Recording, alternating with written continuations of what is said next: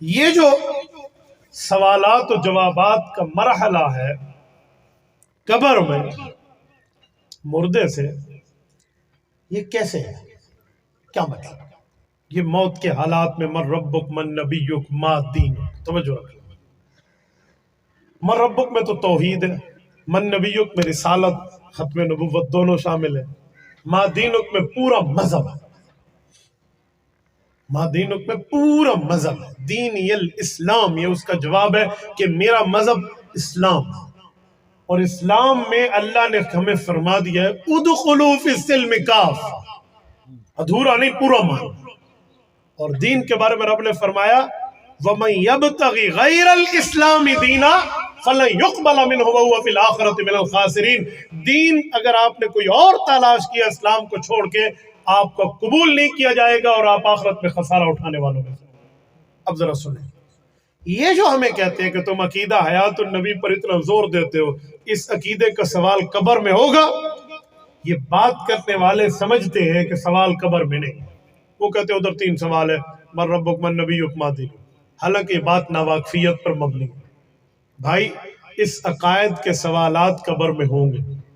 ہم تو یہ کہتے ہیں کہ ختم نبوت کا سوال بھی قبر پہ ہوگا۔ ہم تو خلافت بلا فصل کے نظریے اور عقیدے کو عقیدہ مان کے اس کے سوال کے قائل ہیں۔ آپ کہیں گے کہاں ہے وہ سوال؟ من ربک میں تو توحید ہے، ذات بھی صفات بھی۔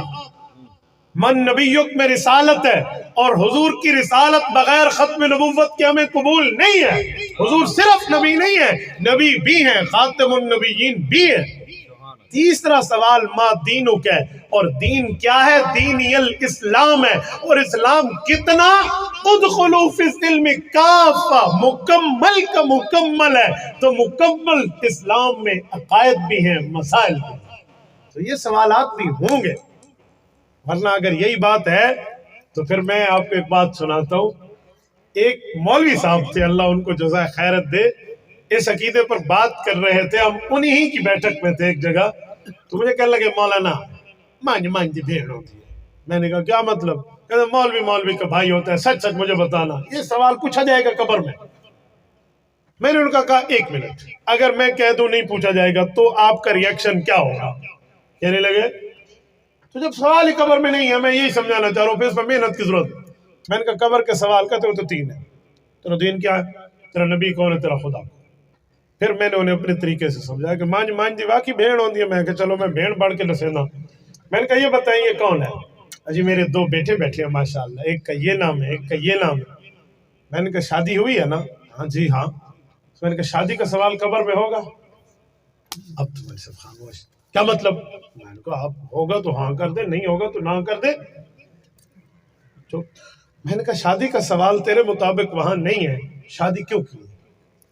بقرہ عید پر بکرا ذبح کرتا ہوں، قربانی کا سوال ہوگا قبر میں؟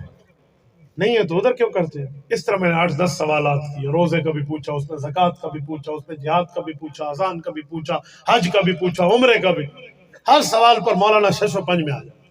میں نے کہا مولانا اگر ہم آپ کی بات مان لینا تو دین کو ایک گٹھڑی میں بند کر کے ادھر رکھ دیں گے، بس یہ ان 3 کی تیاری کریں جو آپ کہہ رہے ہیں۔ اور خدا کے بندے اس تیسرے سوال میں پورے دین کا سوال شامل ہے، اس میں ایک چیز شامل ہے۔ کوئی نکاح کی جگہ زنا کرے تو ماں دینک میں پکڑا جائے۔ خدا کے بندے کہاں بیٹھے ہو؟ کس معاملے میں آپ بیٹھے؟ ایک نے روزے چھوڑ دیے تو ماں دینک میں اس کی گرفتاری ہوگی کہ اس سے روزے کے بارے میں نہیں پوچھا جائے گا۔ یہ تو پورا دین اس میں شامل ہے۔ الاسلام ان تشہد ان لا الہ الا اللہ، حدیث جبرائیل اٹھا لے، رسول اللہ صلی اللہ علیہ وسلم نے اسلام پر کس کس چیز کا اطلاق کیا ہے، تو یہ سارا اس میں شامل ہے بھائی۔ تو اس لیے یہ سوال ہم سے نہیں ہو سکتا کہ قبر پہ پوچھا جائے گا۔ تو اس سے بھی یہ بات ثابت ہو گئی کہ یہ عقائد ہے، اور اس عقائد کے سوالات کا معاملہ قبر میں ہوگا۔